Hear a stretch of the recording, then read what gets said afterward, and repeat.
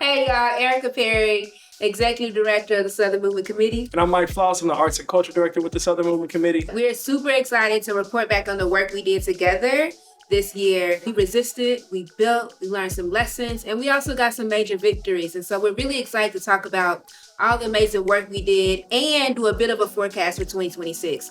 And so I'm really excited to say that we held over 10 community dinners. We gathered our people, we engaged in political education, civic education, did some campaign organizing over a free meal while building relationships. We had mass meetings where we were like, hey, what are the tasks and the work that we need to do together this year? We had people movement assembly where we start at the top of the year being like, what is the work we want to focus on to engage in collective decision making? As a people-led democracy, making sure that we are the ones that are voicing our opinions and holding our representatives accountable to those opinions, as well as the things that we need as citizens out here in Nashville. Like, it was so impactful. I was so proud to be part of this organization. I was honored and privileged to lead a small group where I could hear from people's different perspectives. Then we also had our State of Black Tennessee Town Hall, where we featured elected officials, our community leaders, to say, where are we on our organizing and our efforts to implement the Varsity Spending Plan? We trained monthly our Youth Assembly members and our Black National Assembly member leaders. The Varsity Spending Plan is a $10 million investment to reduce youth gun violence and to build safer community centers in Nashville, Tennessee. So in the Youth Assembly, we usually gather together. They serve us breakfast because it is quite early on a Saturday morning, and I'm always appreciative for that. But then we sort of go through, it depends on the day and where we are in the programming, but we'll go through political education, right? So we'll talk about the history of youth organizing in Nashville, so like the SNCC. And then from there, we'll talk about what we as students can do to help the Black National Assembly and the Southern Movement Committee. So like recently, we helped plan the youth-led People's Movement Assembly. And so we were the people that came up with the programming, the agenda, giving the SMC what we wanted to see happen. I've learned that organizing is a community effort. We're supposed to keep it safe. We're supposed to have every voice heard. So that's something that I've learned, kind of to just step back. It's important to be a leader, but it's also important to allow others to be leaders. Our young people, our other members, their families were featured in news articles. The Tennessean, our young people and other members were featured in the Nashville scene. And then we also did so much work around shifting the narrative through our podcast, through our social media. And so I'm excited, Mike, for you to tell us a little bit about our culture work. Yeah, our culture work was really amazing this year. A big one for me was the Youth Assembly got to participate in the TSU Homecoming Parade, which is like the biggest event for our folks here in Nashville every year. And they made a float in honoring the work of the Freedom Riders and got to learn more about the Nashville student movement in 1961. And we actually got second place in the float competition. It was our first time, so I was really proud of that. Another really important thing that we did this year to actually help develop our membership and invest in their leadership is we got to pilot our first community circle as a men's circle. The vision is that Black men in the Middle Tennessee area are coming together to grow and develop and to learn from each other's experiences. Me and some of the other leaders discussed it and decided that we would start off obviously with adults because you don't want to do something experimental with young people.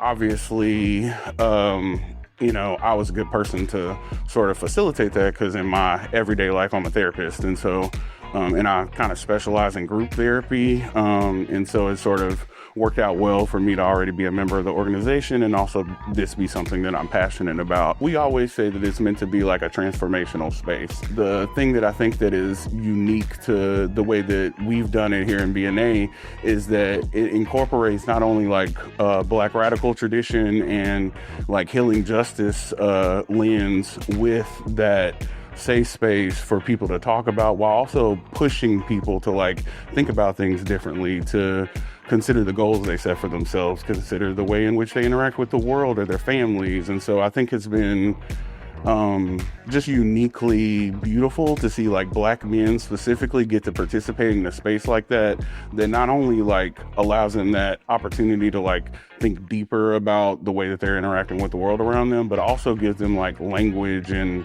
nuance that, we as Black men aren't always given a space to like think through those things. It's been really, really impactful. Of that, about 5 people have stepped up into member leadership in the Black National Assembly after engaging in the men's circle. So it served as a really, really pivotal entry point for our programming. But also, we held a turkey drive, our third turkey drive, where we gave away 402 turkeys to families in and around the Middle Tennessee area, from Gallatin to Antioch to North Nashville, with over 50 volunteers. And so I'm so excited and so proud of the work we did together. What's really amazing is that our youth assembly members, our youth leaders, their families, our Black National Assembly members led the Varsity Spending Plan campaign.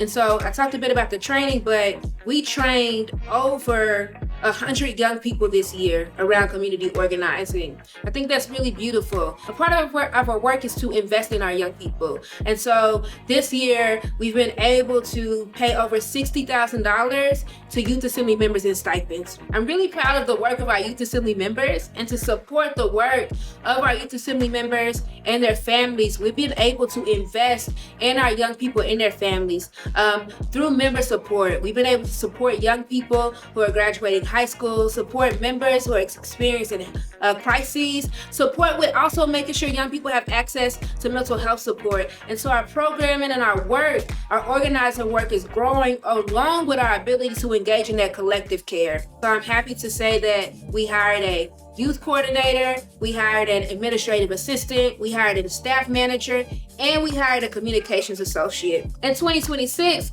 we're looking forward to bringing on a staff attorney while hiring an organizing manager, along with a member engagement coordinator. And so our team is expanding as we deepen our work and expand our reach. One of the things we are really, really looking forward to in 2026 is our summit and State of Black Tennessee Town Hall. And so we'll there be studying co-governance, people moving assemblies, and how we build a people-driven democracy in Tennessee and across this country. It's going to be amazing. I think it's really important to say that, arts and culture is a pillar of our strategy, how we bring people into this work and how we build trust in our communities. And I think the summit is going to be so incredible. Surprises coming down the line as far as artists. We're having a cultural corner that's going to have really, really exciting and engaging experiences that people can participate in and really get grounded in the work at the same time. It's gonna be fun. We got some really amazing facilitators and trainers coming into town, and who are from Nashville, who will be doing that work. There's so many elections coming up, so we'll also be engaging in that conversation of what's on the line for our people in 2026 when it comes to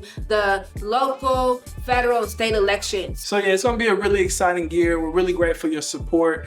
This co-governance work, this democracy building work is really, really important. Having the capacity to govern after these wins is a big thing that we're focused on in 2026, in developing our leadership and developing our members so that they can participate in that work. I want to just say thank you so much to our supporters, to folks who volunteer with us, to the young people who make our wins possible and worthwhile, to our Black National Assembly members and leaders who do the work every day of engaging in political education, the one-on-ones, the work that it takes to build people power. Every day, our people come together with a sharp analysis on what it means to carry out a vision where our communities can be whole. And so I thank you so, so much for supporting that work, for being a part of that work. And I'm looking forward to the work we'll do together in 2026. When we work together. We win together. When we win together. We change the world.